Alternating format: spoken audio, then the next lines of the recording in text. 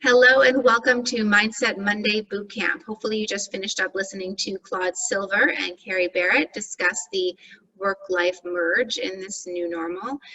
And if not, and you're joining me for the first time, welcome to Powerhouse Working Mom Mindset Summit. We have a wonderful list of events scheduled for you, speakers and Pilates and cooking and all sorts of great stuff. So make sure to check out the agenda. But right now, we are going to focus on what's in store for you today with Mindset Monday Bootcamp. So my mission here is to improve the way that you're experiencing life by cultivating what we call a vision pursue, a performance mindset.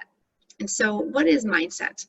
Mindset we define as the way the mind automatically responds to what happens in daily life. And our task over the next 4 weeks is to provide you with some tools that you can start applying right away. So mindset training isn't about changing your thoughts from negative to positive. I'm not going to tell you just think positive, but it's really about doing the work to reduce the negative thought pattern to begin with. So with that, let's start off with a little mindset test. Let me see if I can get my slide going. Okay, so we have done this mindset test with over 4,000 professional athletes, executives, leaders, teams, and we've asked them to break up a typical day into these 4 categories. And so the total amount in the circle on the right should be 100%. So I want you to do this for me right now. Could you take a look at this and how much of your life do you feel is stressful and annoying? How much of your typical day is monotonous? How much is in an escape or a shutdown with binge watching TV, social media, drinking, etc.? And then how much of your day actually feels good?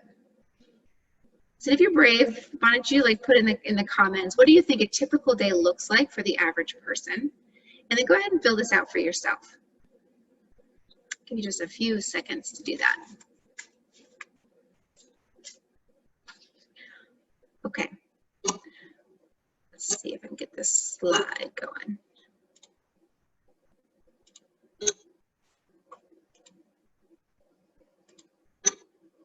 Sorry about that. Okay, so the pre-COVID, almost 80% of the average person's daily life is experienced in these top 3 categories. And I can only imagine what that looks like now with COVID and everything else that's going on in the world. And since April, a third of the Americans reported feeling anxiety and depression versus just 11% in the first 3 months. And the reports from the CDC and the Census Bureau also show that this number is 10% higher for women than it is for men. So this is a big reason why, Carrie and I decided that we needed to create this summit. It is very difficult for women right now to manage and to handle all of the demands that are coming at us between homeschooling and work and cooking, cleaning, and all the things that we're doing. It's very difficult. So these numbers are really scary. And so we wanted to be able to provide a place that can really start to help you shift the mindset to change the way that you're experiencing what we're going through. Now this chart, this is pre-COVID, right? So I'm sure I don't need to convince you that this is no way to be experiencing life and is a terrible, terrible profile for performance in both your personal and professional life. So let's do a thought experiment. Let's just close our eyes. And for 20 seconds, I just want us to stop thinking completely. Ready? Begin.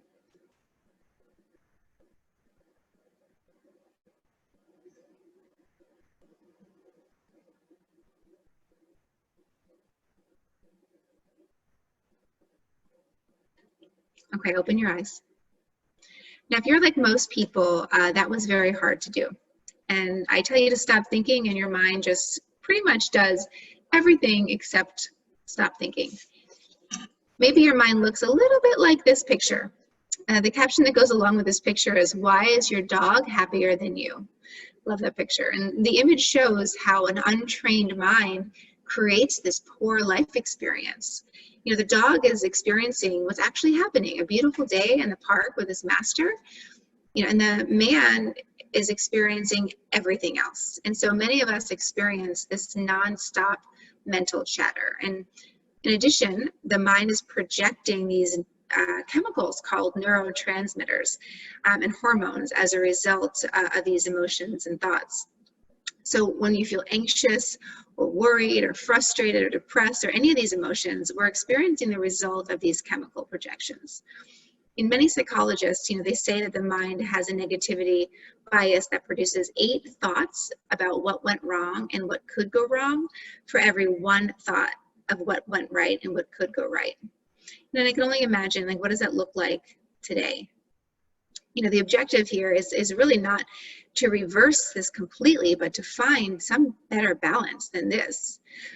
Thinking about what could go wrong helps us prepare, and thinking about what could go right helps us learn.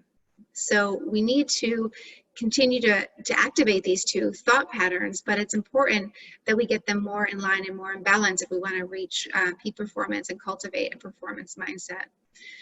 Because when either of these things, they're overdone, it's actually the opposite effect. It diminishes our ability to be in the present and to respond to the opportunities that are actually in front of us. So, without training, the default mindset tends to produce a life experience that's primarily stressful, annoying, and monotonous that we feel we need to escape from. So the VP training and the app that I'll share with you guys at the end of this session is designed to change this picture by impacting the default mindset and to create automatic thoughts and to lessen our automatic thoughts and emotions.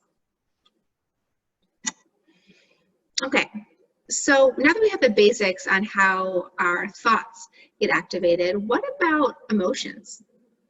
I don't know about you, but I was not taught how to deal with emotions as a child. If anything, I was taught to avoid negative emotions and chase positive ones, right? If I did a good job, I'd get pat on the head, and if I did a bad job, I'd get slapped in the wrist. So I was constantly being reinforced that I should look to avoid bad emotions and to chase good ones. So by the end of the day, all emotions are good.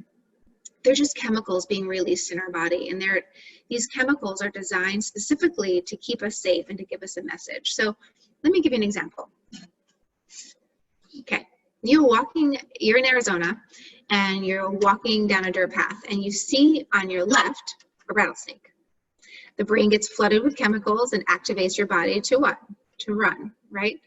Now, let's say you're walking down that same path, and you see this cute little puppy, and you have a very different chemical response, probably more of one to nurture and to come close and to pet it, right?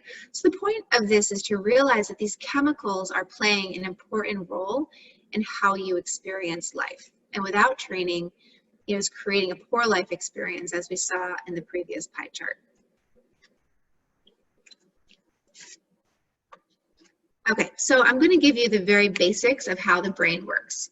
And I do this because I think knowledge is power. And if we were preparing to run a marathon, you wouldn't just start running every day, right? You would research and determine, like, what's the best way to build your stamina to actually complete that marathon. And so the same goes for our minds. So if we want to cultivate a performance mindset, you need to understand what you're dealing with. So understanding how the automatic thoughts and emotions are either serving us or hurting us is incredibly essential. So in this picture, you'll see is the limbic brain, and it's playing a very important role in creating different emotions and feelings. So basically, think of it as the emotional switchboard, okay? And at the front of this picture is the prefrontal cortex, and this is where you do your cognitive thinking. So stimuli happens in your limbic brain and sends a message to your prefrontal cortex, which then just determines your response. So every time you have an automatic response, you're strengthening the way these 2 parts of your brain communicate with each other. And you're developing a stronger neural pathway that will reinforce a pattern of behavior, for example. So I want to give you an example of this in action. So a driver pulls out and cuts you off. Your logic and values tell you to accept it and move on, right? However, the impact of the automatic chemical release in your body says something very different. This incident causes neurotransmission that creates emotion of anger, frustration, rage. I mean, think about it. Have you ever totally lost your temper and later could not understand why you behave that way? the way that you did. I mean, I just did that about 5 minutes ago with my son when he came in here. But the point is that we are constantly being triggered, and our limbic brain is being triggered. And the more if we don't practice and train our mind to create a different neural pathway, then we're going to be doomed to continue to repeat the same poor behavior that we really want to change. So we need to learn how to intentionally calm down the automatic nervous system and train our mind so that you can begin to change the patterns of behavior and the actions that aren't serving you and are truly diminishing your life experience and thus your performance. So we're going to talk about VP's 3 principles that you can start applying that will help you do this. First is dealing with expectations and we have a saying called expect the expected. That's the ETE on this chart, on this picture. The next is the C process, and this deals with the way that you look at and express emotions. And the third is the CTC, we call control the controllable, and this speaks to what we are trying to control and how this impacts our life experience. But before we get into this, I really want to talk about why are we doing this and what is performance mindset? What does it look like? And so a performance mindset allows you to be focused and engaged. It has to do with mental toughness and viewing criticism as an important opportunity for growth. It has to do with handling difficult personalities, so partners and clients and family members. This is one thing that we're all experiencing a lot of now, trying to deal with our family members in a productive and healthy way. And then the last one is dealing with adversity and being resilient. And so I would love for you after this session to go over this list, so maybe take a picture of it now, and really start to think about how would having a performance mindset, how would being able to focus and being engaged, more engaged, how would that benefit you both at home with your family and at work? How would it be different if you were able to accept criticism and learn from it and grow? Like, what would be different in your life? And so I think that step is actually really important, to start to think about why would you want to have a performance mindset and how would your life be different? Because once you can see your why behind it, it becomes, your brain decides to look for opportunities to apply these skills more. Okay, so with that, let's get into the first VP principle, which is expect the expected. Okay, we're gonna do another thought experiment. You have 40 people and they're about to go on a 30-minute drive. It's not gonna be pleasant. There's gonna be traffic and bad drivers. Now, 20 of those people, you tell that they're going to take 45 minutes, there's going to be traffic, it's going to be difficult. And then after the drive, you do some brain mapping, and you measure the level of stress when they're done. Okay, then you take another 20 people, and you tell them that the drive is going to be 15 minutes, and it's going to be easy. And after the drive, you do the same brain mapping, and you measure the level of stress when they're done. Let's see what that looks like. Now, I think that's obvious, right? It's not that surprising. So while this is a simple example, I think it shows something very powerful. Because if you believe what I just said, you can see that when you change, the brain's changed response when you set the right expectations, right? So we all have the ability to adjust our expectations. It's just not always easy to do.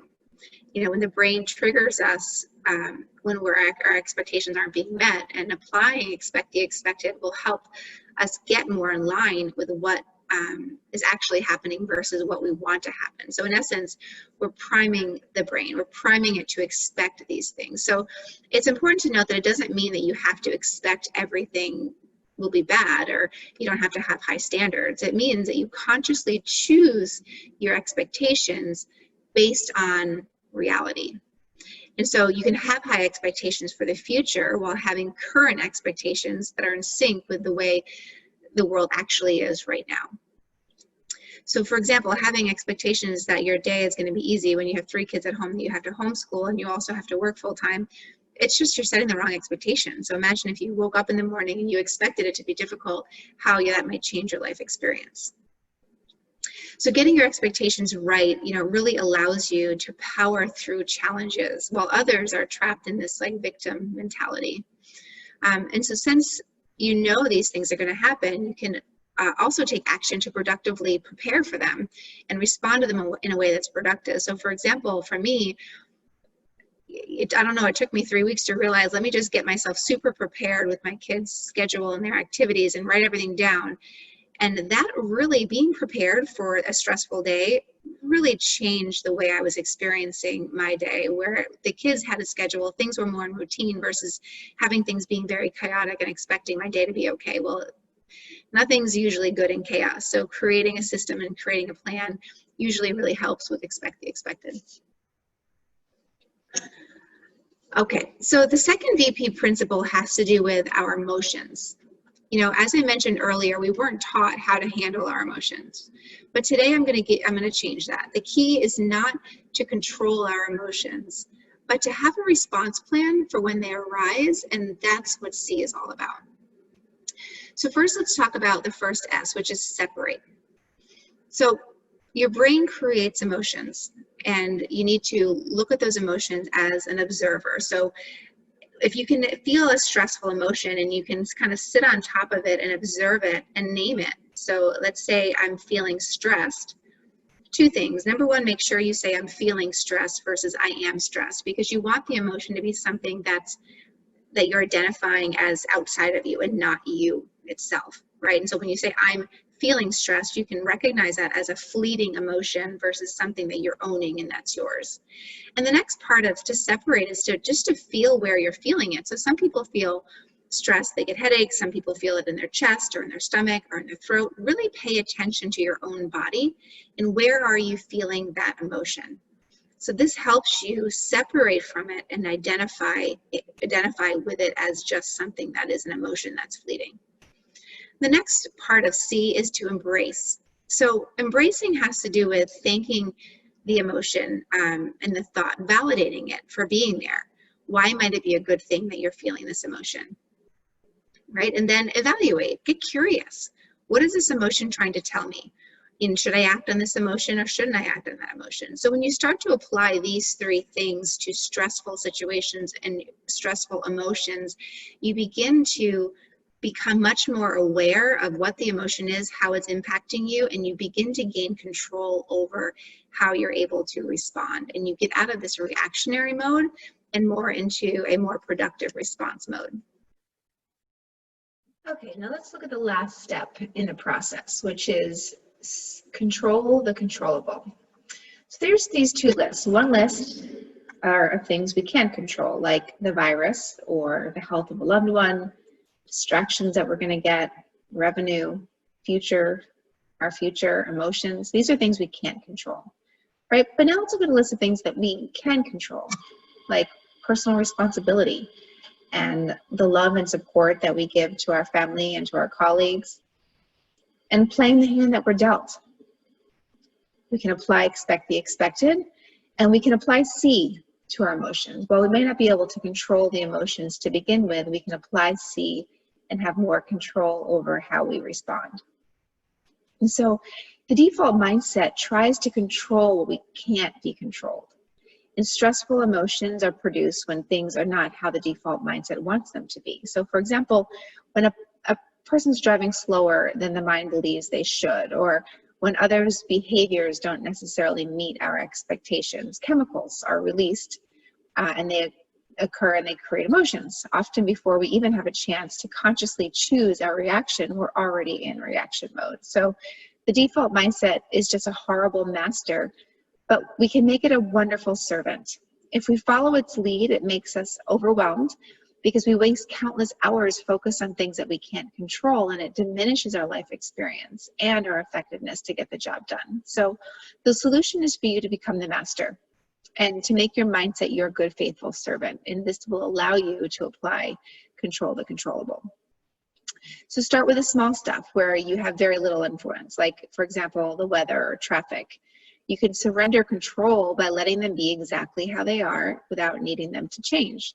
When you do this, it builds this mental muscle. We call this a mental rep, right? And it becomes easier and easier to do on the hard stuff if we start to apply this tool on the stuff that isn't necessarily as emotionally, we're not as emotionally attached to. So my final thought on this before we put it into practice is Just remember that you can't control many things in life, and this is truer now than it's ever been in our history.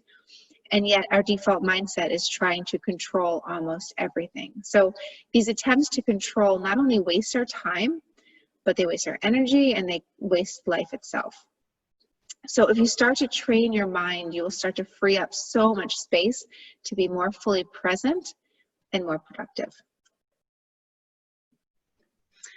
Okay, now let's try to apply these tools. So I want you to take a minute and think about or write down the challenges you will face in one of these categories: work, difficult boss, maybe marriage, co-parenting,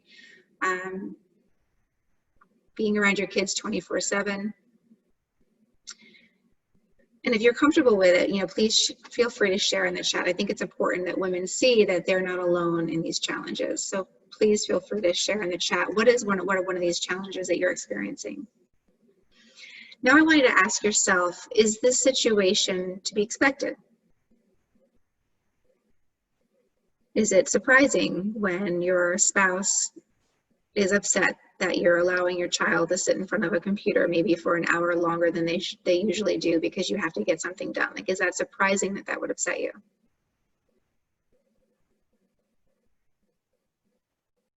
So you got to think of the other things too. Is it surprising that you feel uncertainty right now? Right, so think about all these things and ask yourself, these triggers, are these things surprising? And see where you come. And now let's apply tool number 2. So you pick one of these triggers. So let's say that you wrote down in the last slide, and we're going to try to apply the separate, embrace, and evaluate to it. Okay, so I'm gonna select one. Typically, if we were doing this in a training, we would break out into groups and we would discuss this as a group. But since we're doing this in just a 30-minute session, I'll just kind of give you some examples. So let's say that I'm not getting any work done and I'm really feeling triggered and frustrated that I can't get any work done because my kids are constantly interrupting me. So I'm going to start to separate from that emotion and name it. So I'm feeling very frustrated because I can't get my work done. I'm feeling it in my chest. I'm feeling massive anxiety in my chest because it's not getting done. But I'm observing it and I'm looking at it, right? And then I'm saying, okay, yeah, of course I feel this way. I care about my job. I care about getting my work done well, and I'm not able to. So it makes complete sense that I would feel this frustration. I would feel this anxiety. I'm not going to resist it. I'm not going to suppress it. I'm just going to sit with it and allow the emotion to be there. Oftentimes we find ourselves with it, instead of embracing, we suppress and resist because we feel bad and we start judging that emotion. But I want you to think about like a beach ball, and you're sitting on a beach ball. Our emotions are the same way, in that if you're on a beach ball on a lake and you push it down far, the further you push it down, the higher it bounces back up, right? Well, our emotions are the same way. When we suppress these emotions, we are setting ourselves up for a big blow up. And I'm sure in the past 3 months, we've all experienced this with our families, hopefully not with our colleagues. And so my point is instead of resisting it, accept it. Like, it's okay that you feel this way, and don't judge yourself. Let it be what it is. And then evaluate and start to get really curious. What is this emotion trying to tell me? And is there something that I should act upon? And in this case, like I mentioned before, yeah, it makes sense that I would feel this way, and then how can I start to change it? And so that's where we get into control the controllable, which is the last step in this. And it's about, what do we really have influence over? And so if you look at whatever it is your trigger is, and then you start to think about, what influence do we have over it, and then start to put those the things that we can control into action, right? Then all of a sudden things start to really change and our behavior starts to change. So you surrender control by letting them be exactly how they are without the need to change, unless there's something you can do to change it, and then you do it. Awesome. So we've gotten through the first 3 steps for Vision Pursue, and now I want to talk about why mental training is important. So this is just the very beginning of what mental training is all about. And there was a study done in positive psychology that talks about where does happiness and well-being come from. And what they found out was that 50% of our well-being and happiness was genetic. It was what we were born with. 10% was our circumstances, so job, relationship status, money. And 40% was our internal state of mind, so things that we actually can control and that we have the ability to influence. And so that's why this is the 40%. This is the wheelhouse that we're working in, is changing our internal state of mind to be one that serves us. And I know for a fact, because we've been doing this now for 7 years, like I mentioned, and these are our results. So when we have a company or an athlete go through our program in 10 weeks, we go from the pie chart on the left, which is almost 80% feeling stressful, monotonous, and some form of escape, to increasing the amount of time that we feel good by almost 99%. And I share this with you because I think it's important for you to realize that it is possible. Oftentimes we get caught in this mentality and this mindset that we think that we can't change the way we feel based on our circumstances. And I'm here to tell you that your internal state of mind has more to do with your happiness and your ability to be productive and to be successful than many of the things that we're kind of taught and to believe that impact us, like how much money we make and the job we have. And so that's it for today. I'm so excited that I was able to share just an overview of what mindset training is all about. The next few weeks we'll do a lot more work in different areas, but I wanted to offer you the VP app. And so the VP app is a wonderful tool that has 3 different things. One, it gives a message every day with important concepts for improving your mindset. So a lot of what I talked about today and a heck of a lot more is in the app. And then the other thing is it gives you meditation and mindfulness exercises that are designed to help you improve your focus. And then it also gives you some activities that you can work on, some intentional activities that you can work on to help improve your mindset. And so this is a wonderful opportunity. I'm able to give this to you for free. You just go to the App Store and you look under Vision Pursue and you can download this app. The access code is Powerhouse, and that will give you the free access. And if you have any questions about anything we covered today, this is my email. You can take a picture of this also. Feel free to reach out. I'm really excited to share the next 3 weeks with you, and we're going to go over some more concepts. So next week, we're going to talk about getting connected to the things that you can control. And then we're going to talk about training for focus with mindfulness. And the last topic we'll cover in the mindset training is the power of letting go of judgment. And this is just a little bit of what we do at Vision Pursue as far as the topics that we cover. But I think from a woman's perspective and just from in the current situation that we're in, I think these tools will be the most powerful and really help to start to create a mindset that looks, the pie chart that looks a little bit more in line with the 46% feeling good and a little less stress, monotony, and escape. So I look forward to the next few weeks with you guys. If you have any questions, please reach out. And that's a wrap. Just remember, we got your back.